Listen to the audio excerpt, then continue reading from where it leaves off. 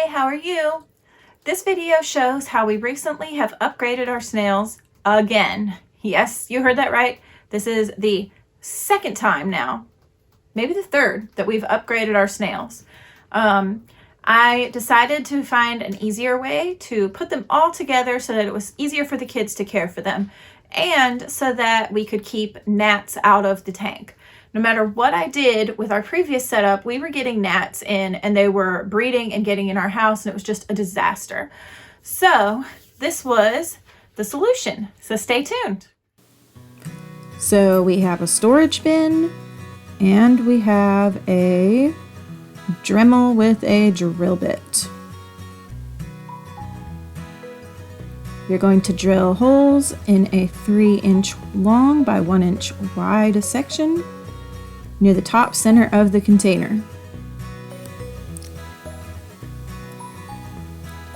Alright, so you can see I've done this on both sides of the bin. I did a different pattern on one side just for the fun of it. Next, I'm going to be cutting some nylon hose, just the toes of it, and we're going to use this to cover the holes on the inside. This will help prevent the gnats from getting in. And so I'm just cutting them to size and removing any edges, and then I cut the little tubes open to give me a bigger section to work with. So then I just kind of dry fit it, and it was really big, so I trimmed it. Fit it again, and then I hot glued the whole thing in place. I actually used hot glue because I have a different material coming in the mail that I want to use instead, and I figured this would be easy to remove later, but it would create a good seal and it isn't very expensive. It's also pretty easy to work with. Don't worry about those little stringy bits, we will get those later. If you wait till after the glue dries, they don't keep stretching and they're much easier to just break right off. So same process on the other side, I'm just gluing it in place.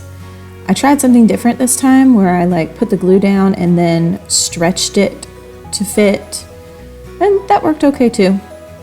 I'm not really sure which was easier, but then I flipped the bin a couple of different ways to look all the way around and make sure that the seal was really good, and just touched up anywhere I missed. So next we're going to remove the little stringy bits. I honestly find this part very satisfying. Done. So the next process is setting up the bin, and I removed the snails, but I forgot to get any video of that. And then I actually wound up using this spoon and jar to hold our isopods because I was afraid they were going to get lost if I dumped the dirt out. I also just wanted to be able to check for eggs, so I removed all the isopods from both containers and then sifted through the dirt to look for eggs, which thankfully there weren't any. You can see the isopods running around in the jar. What's going on? What's happening to us? I think there are 9 of them. I had never counted them before, but pretty sure that's how many there are. So glad we're not using these containers anymore. I super hate them.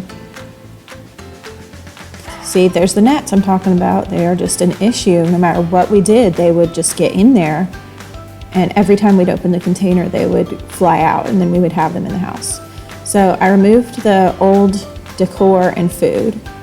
We had put some dried leaves in with the snails. There's a cuttlefish bone piece, and they had bok choy to eat, so that's what the leafy part is. So this is me removing the snail from this tank and looking it over just to make sure it's okay. And then I removed the food. That leaf was actually mostly still intact because there was only 1 snail in this tank. And I don't know what happened to all the isopods. That is the cuttlefish bone. Because there were probably 9 of them in here too, but I was only able to find the 1. I don't know where they went. I don't know if they died or what exactly. They weren't in there. I'm guessing they passed away, but. So then I just sifted through the dirt some more and removed the decor. There was a rock in there. And then I was finally ready to put all of the dirt in the bin. We reused the original dirt because snails need the bacteria in order to thrive. Smoothed it out a little bit so it spread evenly. Added the second tank of dirt. Spread that out sort of evenly. And then we get to decorate. So this is not a real leaf, obviously, it is pretend. I thought that would be easier for cleaning purposes. That's a piece of aquarium decor, it's a castle. And then I got these little cute pretend succulents from the Dollar Tree. I thought they were super bright and that it would just add some vibrance to the tank.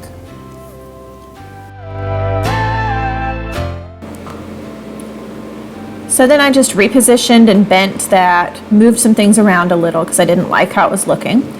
Then the next thing I'm adding is a cuttlefish bone, and I removed the metal from it and then put the isopods in. Next I've added our snails, which we're waiting so patiently, and the leftover bok choy. We have 4 snails in this tank. Actually, I think there's 5. Yeah, 5. There's 1 little one and 4 bigger ones. And the one you see crawling around, the kids have named Luke Skywalker. The one with the weird shell is named Shell.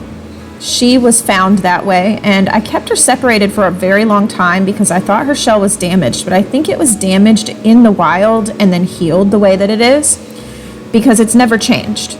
And so I didn't think it was fair to keep her by herself any further. There's also some fresh bok choy and some celery. And you just see Luke Skywalker climbing all around. I left this in even though we're not really doing a whole lot in it because I thought it was kind of fun to watch him climb around in 6 times speed. Just going all over the place there. Look at him climb. He just loves to climb. And then we added some carrots.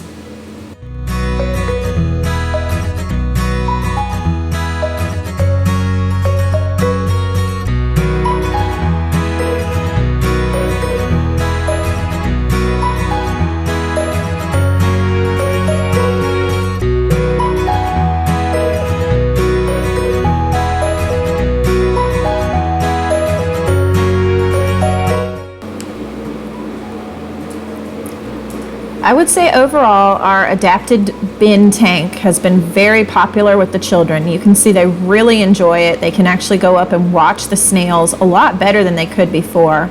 And it's going to be a lot easier for all of us to clean. Cute. If you liked this video, please give it a thumbs up. I'd love to know if there's something you think I should change with the snail setup for next time.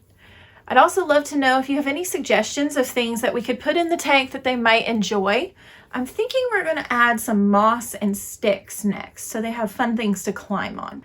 Don't forget to subscribe and hit the notification bell so that you can find out when I post more videos about our rats, our snails, cage tours, DIYs, or the miscellaneous mischief that we get up to. Bye!